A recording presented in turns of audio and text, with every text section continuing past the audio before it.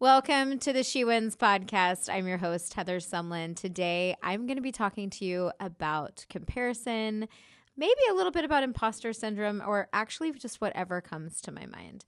I had one of my Instagram followers, she's actually a client of mine, who recommended that I talk about something that women ask me about the most. And the majority of the time, when women are contacting me, there's a couple of reasons. Number one, they either want help with interview prep because that's what I do in pageantry. I also work on interview for different type of interviews that you may have, whether that's for a competitive environment that requires an interview or for a scholarship or for a job.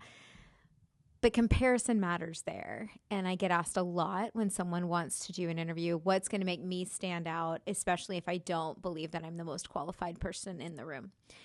And then another thing that happens is people will ask me about feeling like they belong in that room or being frustrated that maybe they shouldn't enter those rooms that they've been invited into, even if they know they can enter. And then they just don't feel qualified or welcome or whatever the case may be. So there's that level of imposter syndrome that happens.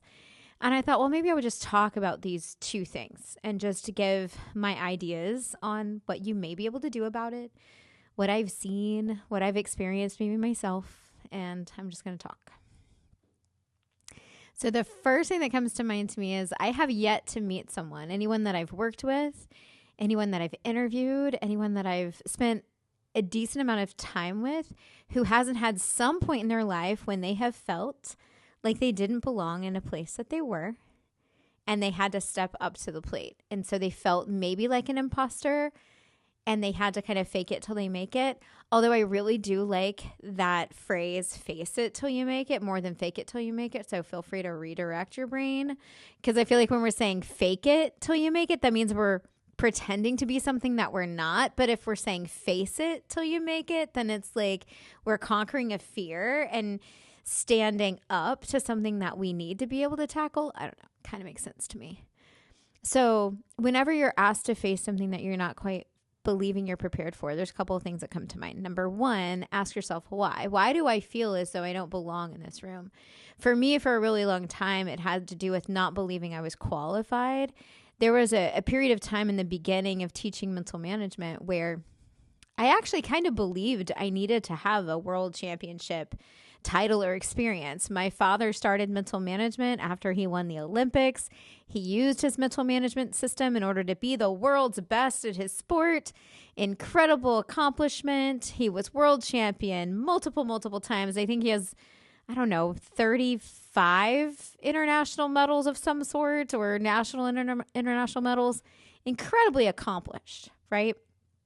He's written a couple of books that have just done so well. And if you don't have With Winning in Mind or Parenting Champions or Freedom Flight, highly recommend you get them. Incredible resources for you on the mental game. And then my brother was world champion. He is a 12-time national champion.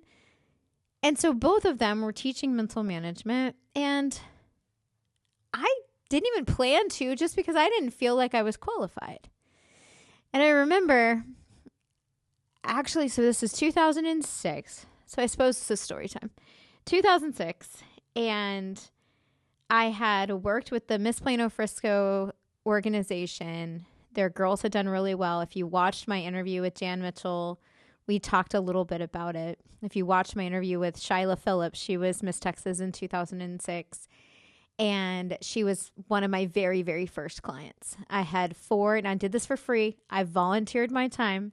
And for some reason, when you do something for free, it's like, that bar is really low on what you're going to be able to give them. Like, there is no expectation whatsoever. They're going to take what they want. They're going to do what they want with it. And so I didn't really have really high expectations. And I didn't know if mental management was going to really work in pageantry because I never really used it myself as much as I could have. And while we had a local organization for a short period of time, my mom and I did, we were directors in Colorado for a short period of time. We ran the Miss Pikes Peak pageant. And we had done a little bit of applying mental management, but not nearly in this way. And so it was the first time to try to test it out. And it worked really, really well. And the girls learned a lot. They grew a lot. Everybody did well, exceeded expectations. Shyla won. It was great. Well, then we have this event. We hosted an event, and I think it was in October of 2006. And the purpose of it, honestly, was for my dad needed to film his talk, Freedom Flight, in front of an audience of people. So we wanted to get audience reaction. We wanted to have a reason for people to come. And so I don't remember what we called it. I'm sure it was some sort of crazy name I came up with. And it was great. A lot of people came, and we used it as a fundraiser. So half of the proceeds went to the Miss Plano Frisco organization at the time to help them, and they helped us sell tickets. It was a really cool event. But I was asked to speak. So my dad decided that Troy needed to speak. I needed to speak. I even sang at this event. Like, I haven't performed in front of people in a really long time. This is a really cool deal. Shyla talked. It was fun. Well, I talked about what led me to work for my dad. I wasn't necessarily saying, hire me, I'll be your coach. I was just kind of talking about what I had learned and why I thought that the mental game was so incredibly important. And after it was over, maybe a few days later, maybe a week later, I get a phone call from someone who was in the audience who said, I want my daughter to train with you. She's an 11-year-old figure skater. She needs help with the mental game, and she is not going to connect to your dad. She's not going to really relate to your brother, but I know that she would love to work for you. How much is it? What do we do? I had no idea. I had no idea how much it was because I hadn't charged anybody yet. And I gave her a price, and I gave her a timeline, and I ran down the hall to my brother and I said, oh my gosh, I have a client. What do I do? And then he sat with me and talked me through some of the things that maybe I would want to make sure that I shared. Anyway, long story short, that client turned into a long-term client. I worked with her for years and years and years and years and years. Her mom and her are both still in my phone. And so if they called me, I would know exactly who they were. And I've spoken to her mom recently. So in that moment, though, I felt when I first started teaching, I felt as though, not that I was a liar, because I knew that the system worked and I trusted in that. And I knew that the information was good. I trusted in that. I didn't know if I was good at sharing it. I didn't know if someone should actually pay me to help them apply it. But I cared about the individual person, and I cared about what they wanted to accomplish. And I believed that the information would be valuable. But in that moment, I felt very much out of sorts. I felt a little bit uncomfortable, but I don't know that it appeared that way. And that's what's important. I had another time not too awful long after that. I did this group class, and put a price point on it, did it. And after it was over, the person that hired me in said, Heather, well, how many of these have you done? I'm like, this would be the first one. And she's like, I wouldn't have thought that. And what it taught me was that when you have passion to pursue your interest and you actually care about where you're heading and you care about the other people that are in the room or what they can receive from you, and you feel led to do it, you don't need to know if you're qualified enough. You need to believe that God equips the called. He doesn't call the equipped. And that was something that I had to realize. I didn't necessarily learn it. It was almost like it was just revealed to me in the moment. And I've leaned on the fact that I believe the information that we teach is valuable and transformational, and it transformed me. So I feel like it's worthwhile to share. So if I'm backtracking back to how do I handle imposter syndrome, who do you think that you're pretending to be? Because the one thing that I've thought worked for me is I never pretend to be somebody that I'm not. I just deliver what I believe is needed in the room in the moment. And sometimes we're not stepping into rooms not because we weren't invited into them or because the door is not open. It's because we doubt that anyone will want us in that room. And you have to talk to yourself differently than that. There are many times when I first started working in my father's company, there would be some really successful people people that I would have never met or never thought in a million years that I would get the chance to meet. And I remember thinking, and I think it was someone who told me, and I can't remember who it was, but they said, you know what? The president of the United States or the most famous or popular person in the world or the most successful person in the world, they have something in common with me. They put their pants on one leg at a time. They breathe the same air I breathe. They have the same fundamental needs I have. They have some of the same fears and worries, and they have exactly 24 hours in a day, just like I do.